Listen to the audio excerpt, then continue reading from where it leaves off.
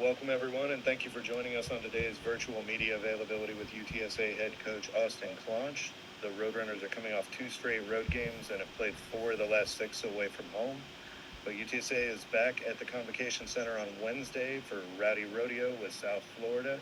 Then the Roadrunners head back out for a Sunday rematch at East Carolina. Coach, can you get us started with a summary of the week and look ahead for USF and ECU?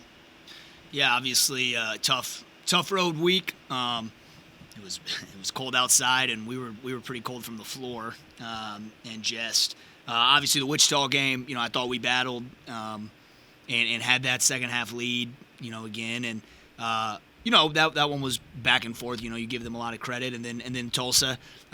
Really, they were coming off a big win at Temple, and it showed in the first half. They were riding high. Coach Conkle had those guys ready to play. I did not. And then proud of the effort in the second half to get it back to, I think 4 is as close as we got it, and had some close ones, and some possessions where we could get that thing to one possession, and just weren't able to. But you can't give a team a 19-point lead at home and expect to come back and win, as valiantly as we fought. So so now obviously back home and excited to, be playing in the Convo on Wednesday against a good South Florida team who had a tough road loss yesterday, but they're playing well.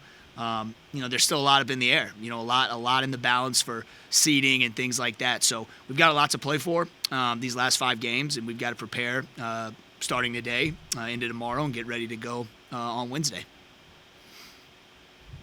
Go ahead and get us started, Jerry. Yeah, Coach, thanks for joining us this afternoon. Just wanted to check, like you say, you guys have a lot to play for down the stretch. There's still a lot of time left for y'all to do some things. But what is, I'm curious, what is the mood in the camp, so to speak, right now among your players? Have you had a chance to talk to guys individually to get a feel for where they are mentally right now? Yeah, we had workouts this morning. Guys came in, shot well, worked hard. Certainly we wish we had a few more wins. I mean, that goes without saying, I think. But I'm not concerned about, I thought the first half of Tulsa was kind of the first time we'd walked into a game in a long time, and I don't mean to say that as we weren't playing hard or whatever the case may be, but there were just some mental mistakes, and just some lapses that we haven't made in a while, by a few of our older, better, guys that have been playing a lot of minutes for us, guys that should know better. And so, again, just a really bad start to the game. We haven't really had one of those, since I would probably say FAU, we got off to sort of a snoozer of a start. This one was kind of similar. Now, we got it back, and then ultimately they went on another run in the first half, which really hurt us. We've talked about it, Jerry, just big momentum at the end of the half. So, but in terms of, we're always looking forward, whether it's, a win or a loss. I mean, at the end of the day, if we had won both games last week, we wouldn't be where we want to be. So there's a lot of work that needs to be done, and these guys understand that. There's still a lot to play for in these last 5 games to try to build some momentum as we go to, to Fort Worth.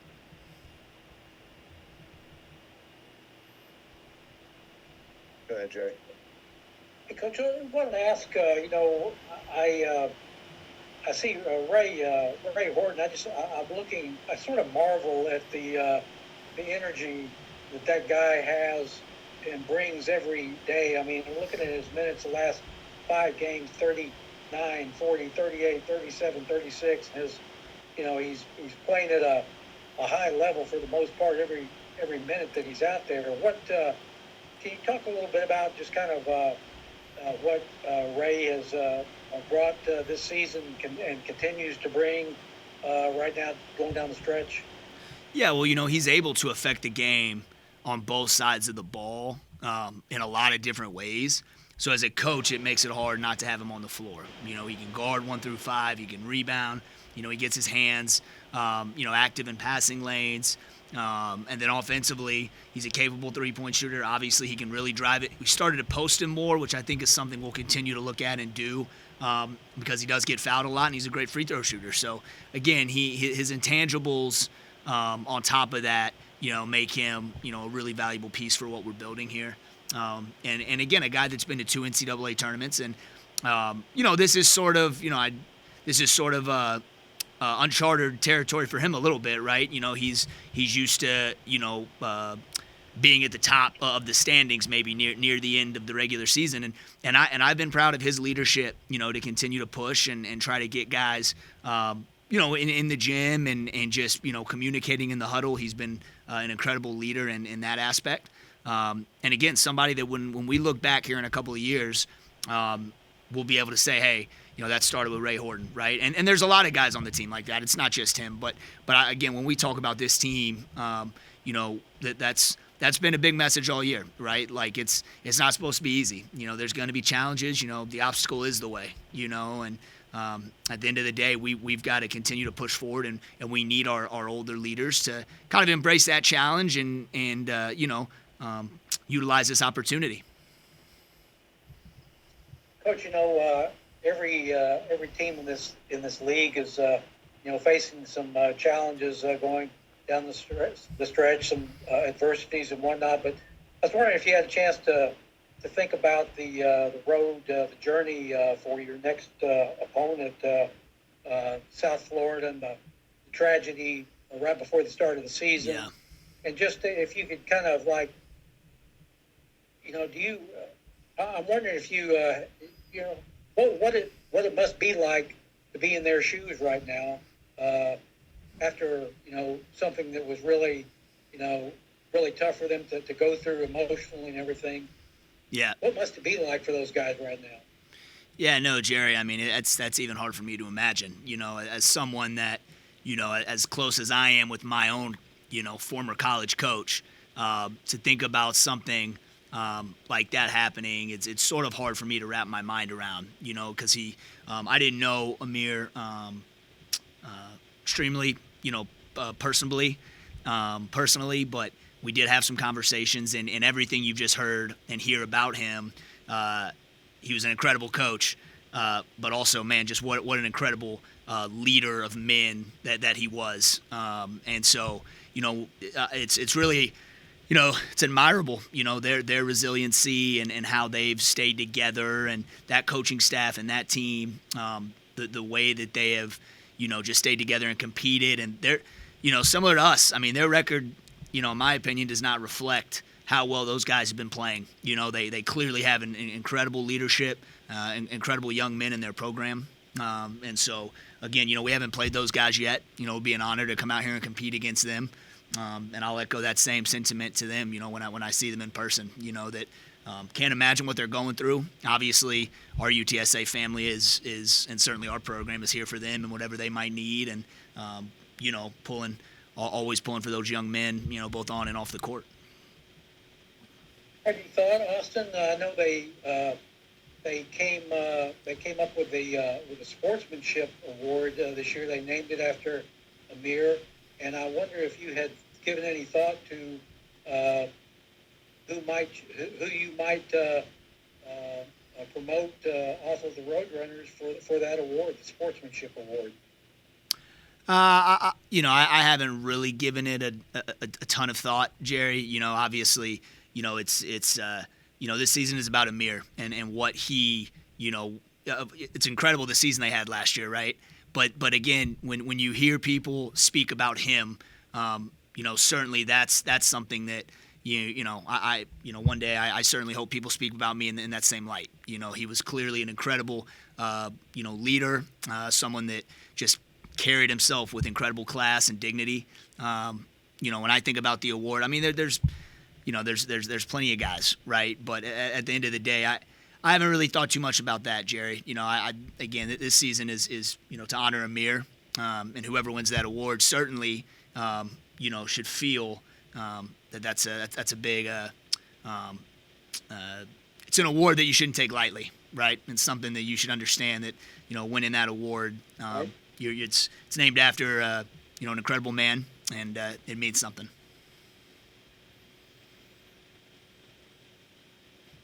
Hey, Coach, I was wondering.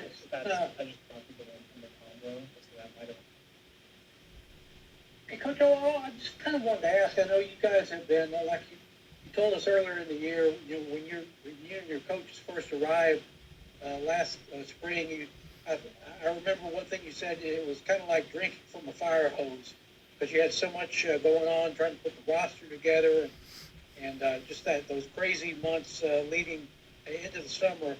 I wonder in that time, since you've lived here in San Antonio for almost a year now, what have you had a chance? What are your favorite things about living in San Antonio now that you've had some time to kind of get to know us a little bit? What is it about the city that you like? What stands out to you?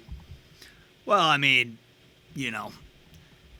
it's when I first got here in the summer, I had a little bit more time. I'm in full season mode right now, so I'm really just 1604 to the house and convo and back, So it's but ultimately, a big part of why I took this job, I've always said, is San Antonio, right? And I'm a native Texan. I'm close to my family and where I grew up, So I've had experience in San Antonio, and I think the coolest thing about San Antonio is just the true culture that it has and the real identity that it has, and that's, I don't want to say rare, but it is unique in just the people and for lack of a better word, the vibes. I just think it's incredible people here, hardworking, blue collar town, and again, people that want to get behind their sports teams. You play a style, you play a way that sort of embodies San Antonio. These people will come out and support.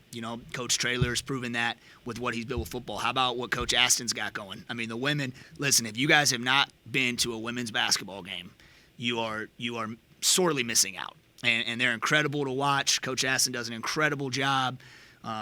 She'll get mad at me for saying this, but they should definitely be ranked. And again, that's you look at just the support that they've built through their work, through the type of people they have in their program, and that's all these programs. Coach talked about it last week, I think, when she was on here, about the family that we have here at UTSA. Dr. Campos has done an incredible job, and again, I think that our coaching family and community, reflects what San Antonio is all about. That support, that support, that true love and support that we give to one another, I think helps us all be the best that we can be. But you just had one last thing, but I'm just curious. I hadn't had a chance I hadn't seen y'all in a while. How are y'all health-wise right now? How are the aches and pains? And I know everybody's got some at this point of the year. How are y'all? No, yeah, we're about the same as we've been. I mean, there's going to be aches and pains, for every team, right? And practice is shortened a little bit. You start to do some different things to just make sure that you're where you need to be come tip on whatever day you play. So for us, big 48 hours coming up. We certainly need to practice and prepare, but also we want to be as fresh as we can be come Wednesday night. Okay. All right. That it? Well, thank you everyone for joining us, and thank you, Coach, for taking the time. And we'll be back on with this virtual media conference next Monday after we come back from ECU. Cool. Thanks, Michael. Birds up. Thanks, Coach. See y'all.